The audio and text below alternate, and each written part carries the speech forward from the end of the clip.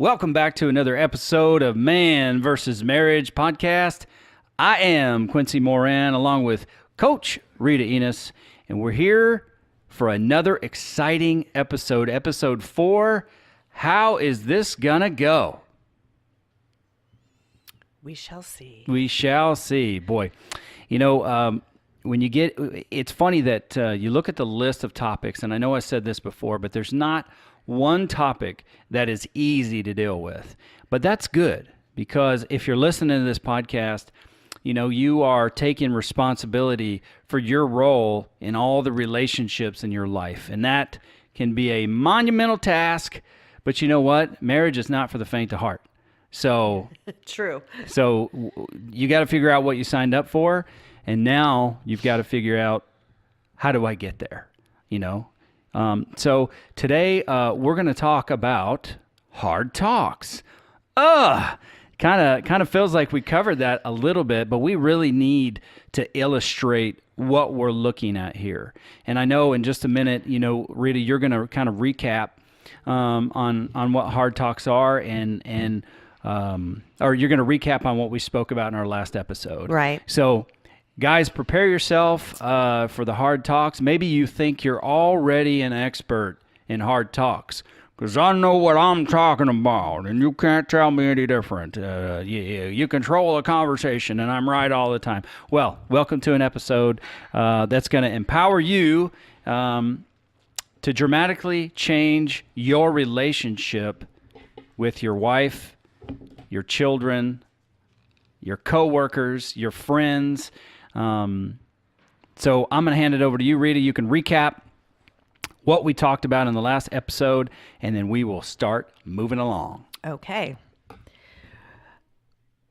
I used some examples as far as like hard conversations, like having people come in my office. I've usually found that it's a Pandora's box that nobody wants to open.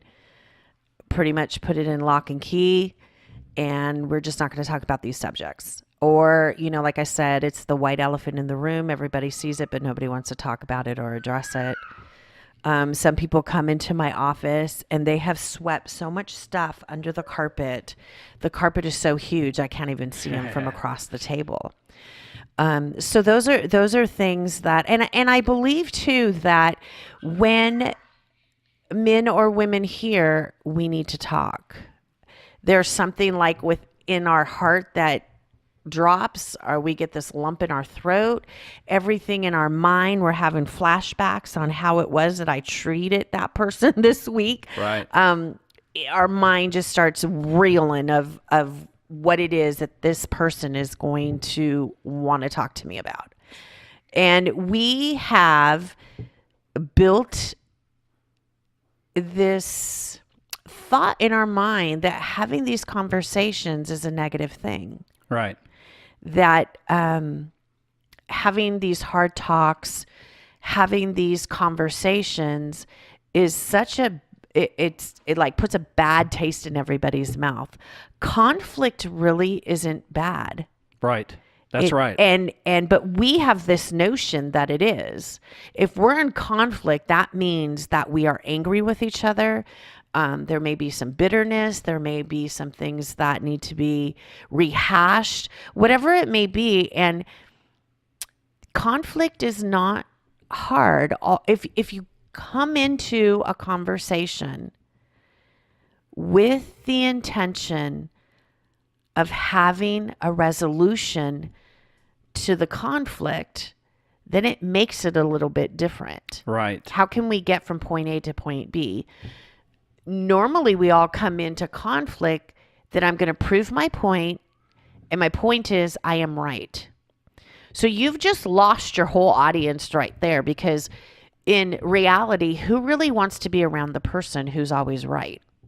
Exactly. If you're right, then like I used to tell my husband, then be right. You can't argue with that. Like, be right then. Exactly. If that's your point and that's your motive and that's what it is that you want to end up, is you being right, and you need to know that you're right, so be right. Ouch.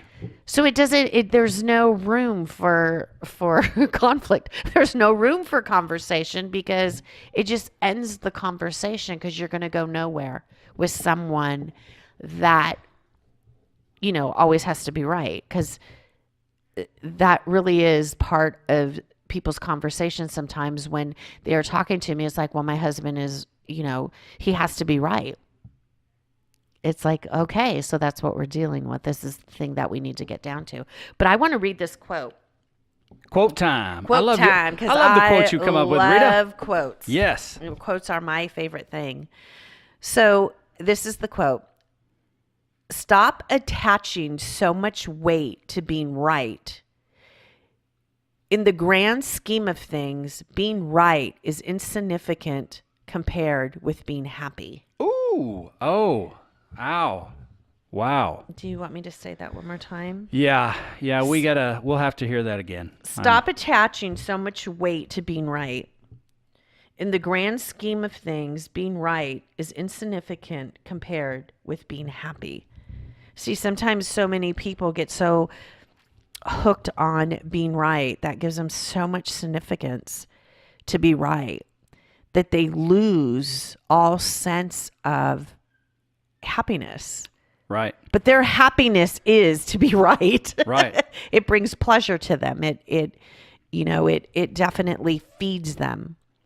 And like I have said before, just like the same thing with selfish people and people being selfish, people taking everything personally, being self-centered, you will find yourself alone more than not. Because who wants to be around someone who is like that? Correct. You could only take it for so long. Right. And even in hard conversations, when you're having those hard conversations, you can only be around a person for so long if that person always has to be right. Because then what you're saying is, I have no thought, feelings, emotions, or opinions, because that doesn't matter. Correct. To that person. Right. So those are just like kind of like things that I'm just throwing out there in regards to what type of person are you coming into a conversation? Are you that guy? Are you that guy? Are you that guy that Is this a has thing? to be right? Right. Are you that guy that takes everything personally? Are you that guy that is so selfish, so self-centered that you can't see beyond what's in front of you? So that, you have to look at those things. It's so hard for me being a coach, like just putting it all out there, because I don't know who it is that I am personally talking to. True. So I feel like I'm going in a very broad spectrum of things where I just want to hone it in just a little bit more and give you my experience, things that I have seen with people come in my office and sit in front of me. Yeah. And more times than not, things do end in divorce because one person just is not willing to give. Yeah. Not willing to put in that effort. They just come to that point that it just really doesn't matter what that person has to say to me. I'm done. There is no resolution. And that's really difficult to hear, because if your main goal is to be right, just like you said, you can be right and then you'll be alone. Exactly.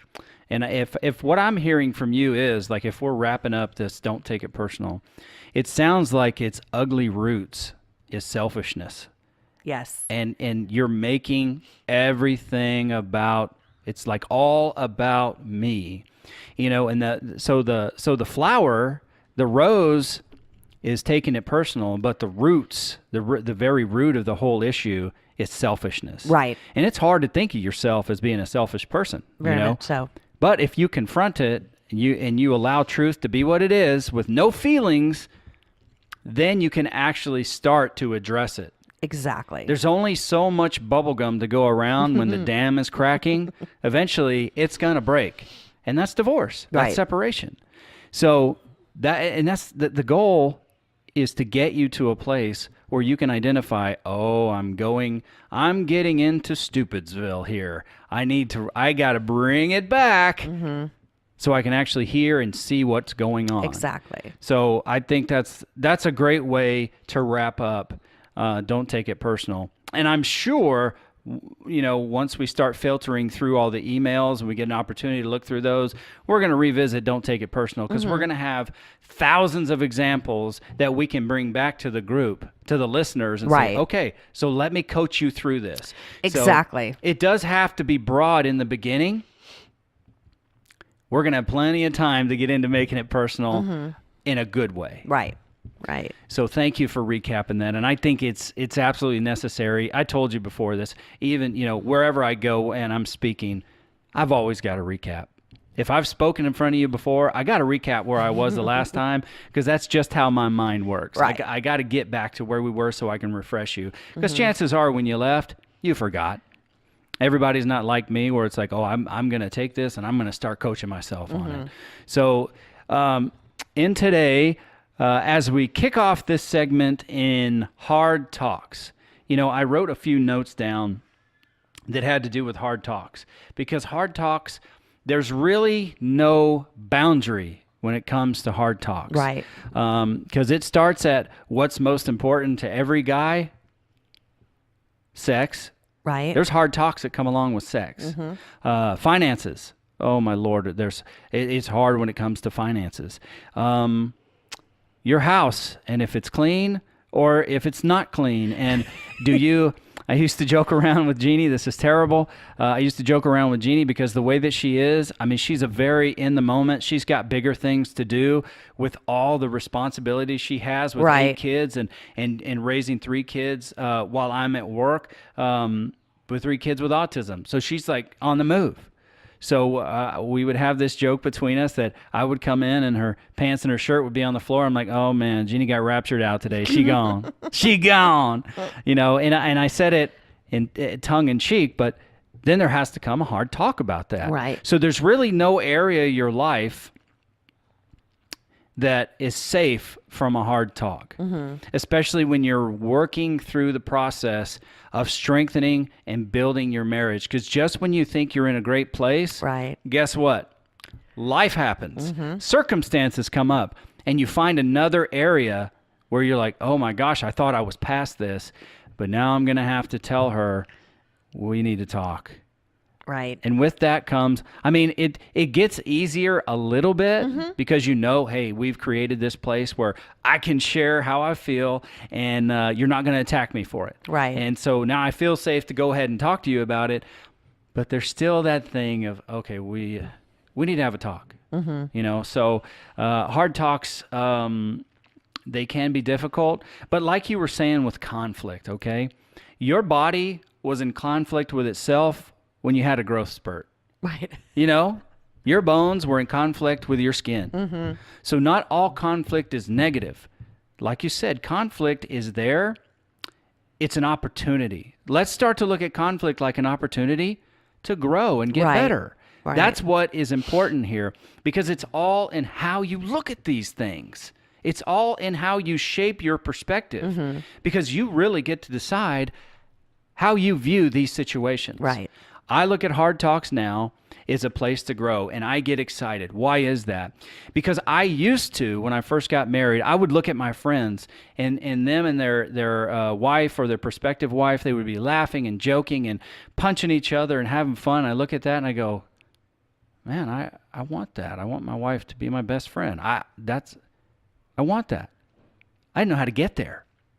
Right. And I can say today that my most favorite person in the world is my wife.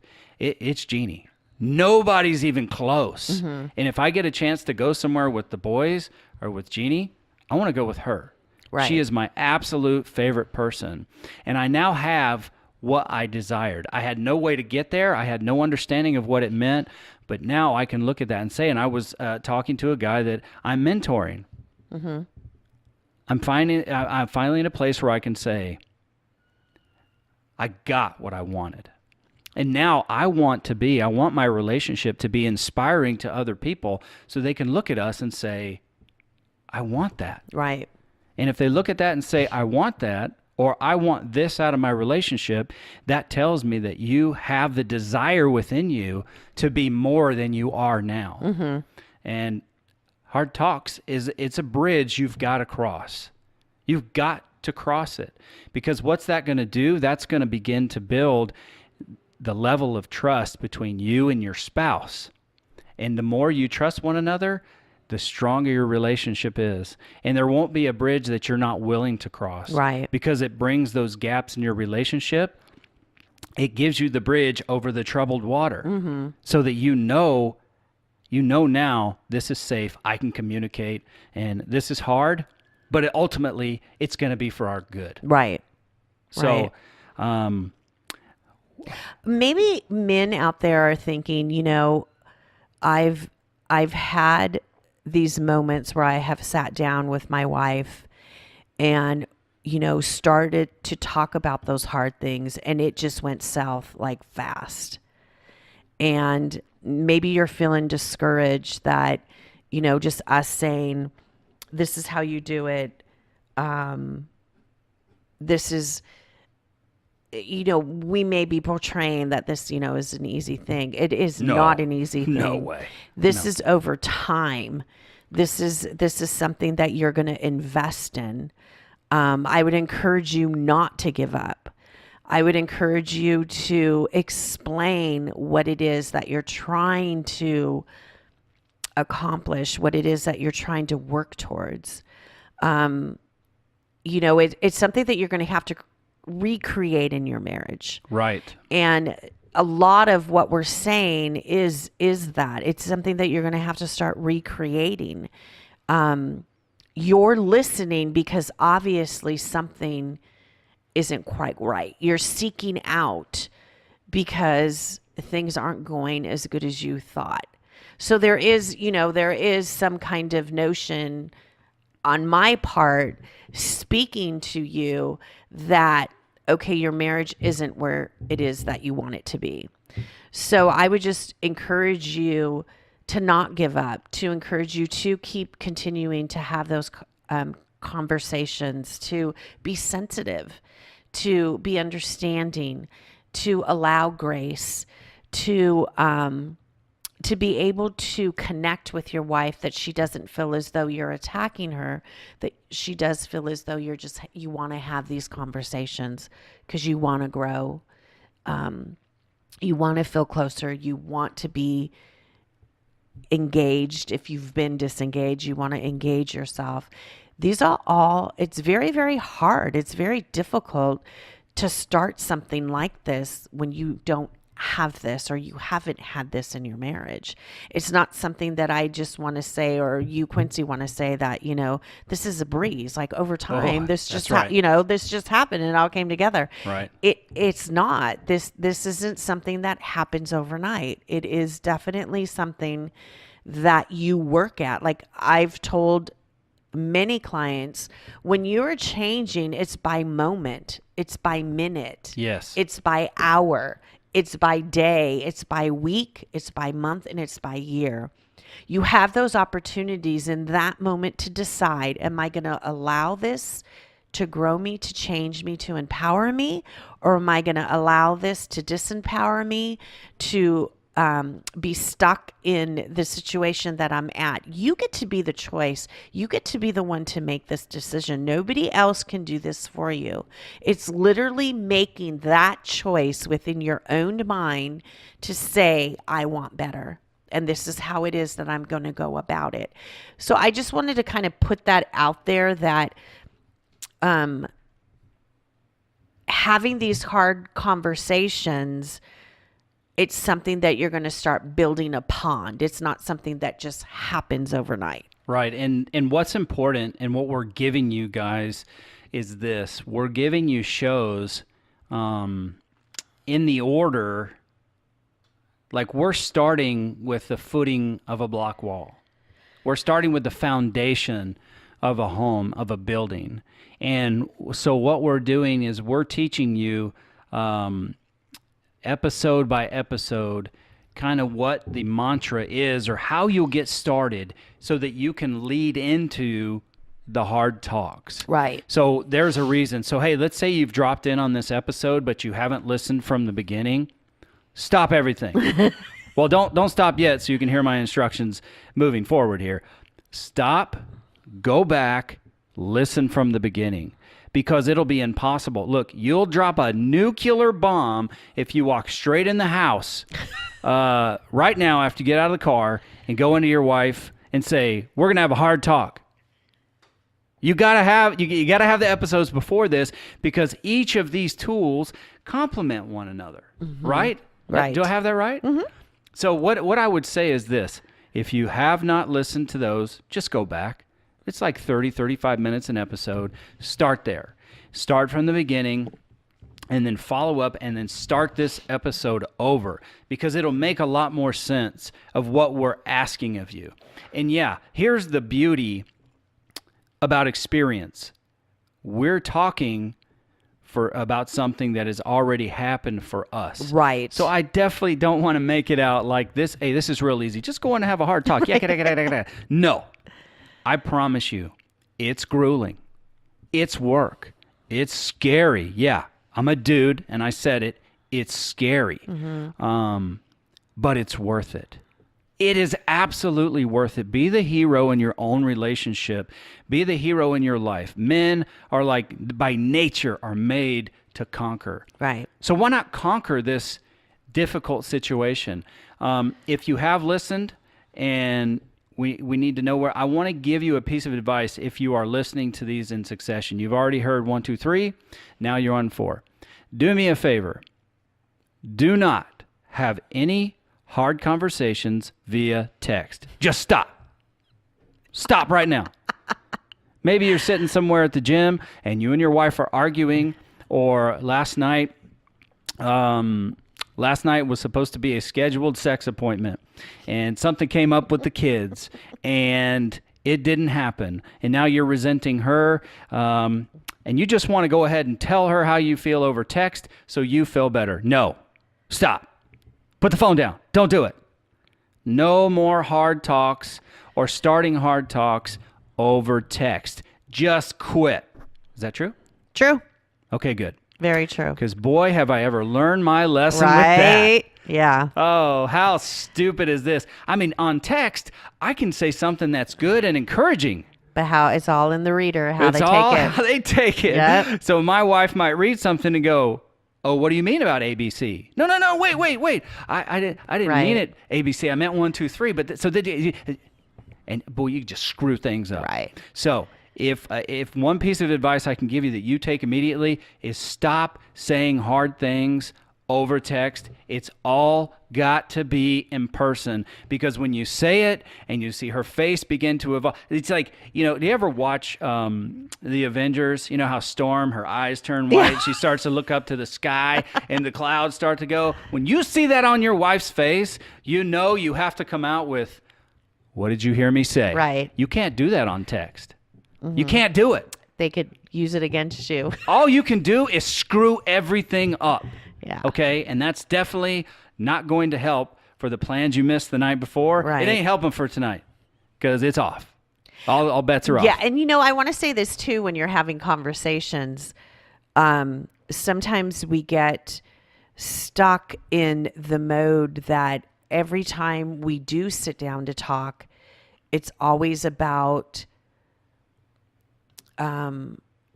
like what you need to do, what it's I don't want to say it's negative, but it's like it's always about the marriage. Always what this is what I would like you to do, this is what you need to do. It's just every time you sit down, it's just not about having a fun, light conversation. Yeah. It's a very heavy conversation. And I just don't want you to fall into that trap that every time that you guys sit down to talk, it's a heavy talk. Yeah. You have to mix it up a little. You have to have those light, fun talks, because that also builds into when you have those hard conversations that you're more relaxed when you go into it. Precisely. So, just don't say the only time I want to talk to my wife is when we have these hard conversations, because then, like, she won't want to talk to you. That's right. You mix it up a little bit. You have those conversations that are light conversations. You have those conversations of what does our future look like? What are your dreams? Like my husband and I just have a joke, when we come together and we have coffee. We used to do this, but we haven't done this anymore. But when we were having some really difficult times in our marriage, every Monday we would have coffee together. That was our time to come together because our lives are very, very busy. We'd sit down, have coffee, and when we would look at each other, we would say, "So, what are your grievances?" That's how we would start our conversation. That's not what I mean. We did that in months of working through things, and towards the end, it was very comical in that sense. Do you have any grievances? Bring them to the table and let's talk about them. Yeah.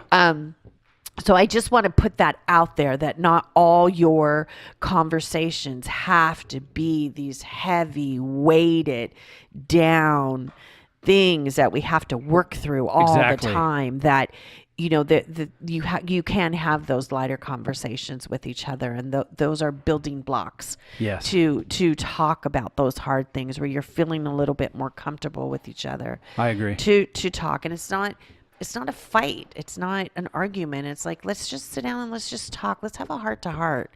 Let me just share what's on my heart. You share what's on your heart. We're not going to take it personal. We're going to work through this. We're going to talk through this.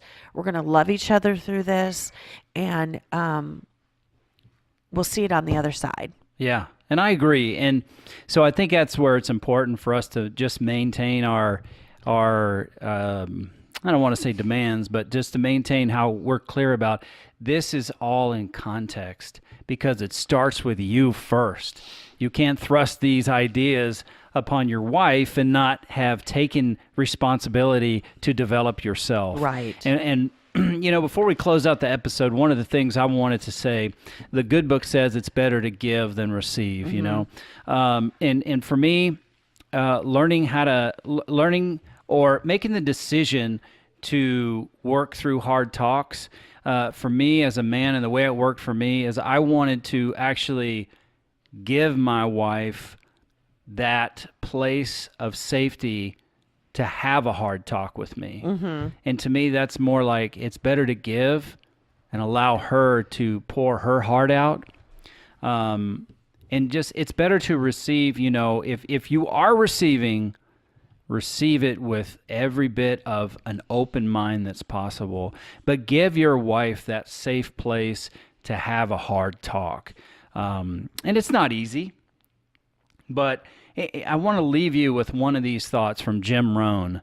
He's a motivational speaker. He's like the godfather of self-development. Uh-huh. And he says this. He's like, it's a quick story. So he was speaking to Standard Oil back in the day, and they were like, "So, Mr. Rohn, you've traveled the world. You've seen everything there is to see.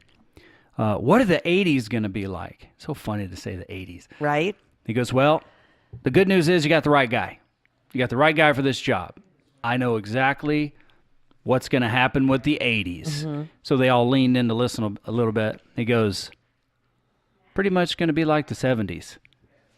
And it's funny because we think that things are going to be so dramatically different, where it's like, no matter who's in charge in politics, the country keeps rolling along. It's pretty much the same. Right. So the economy is pretty much the same. Work and business and everything's pretty much the same. For many, many years, the sun goes up, the sun comes down.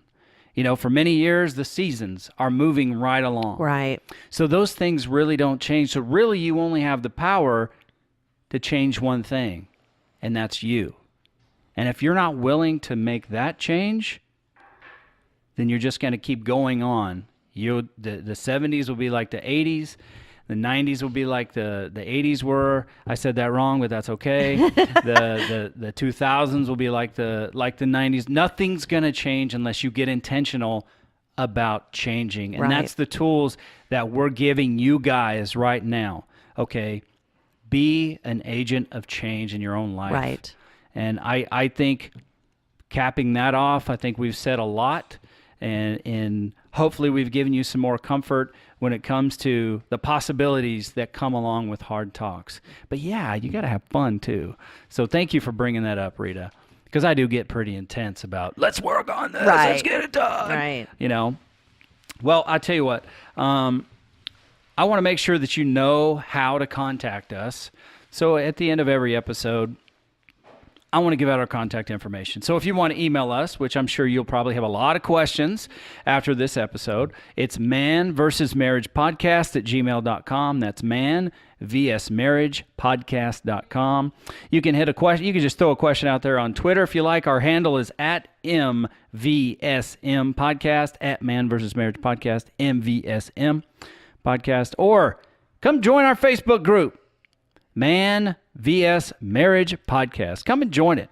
I mean, you'll get access to myself and to Rita, and you'll get the opportunity to throw some things out there, and we can kind of, give that broad brush approach and answer any questions there.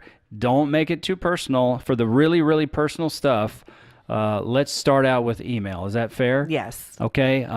But otherwise, reach out to us. We'd love to hear from you. And I got to say, I'm just really thankful that you've decided to listen to the Man vs. Marriage podcast. And until the next episode, Quincy Moran, Coach Rita Enos, good night now.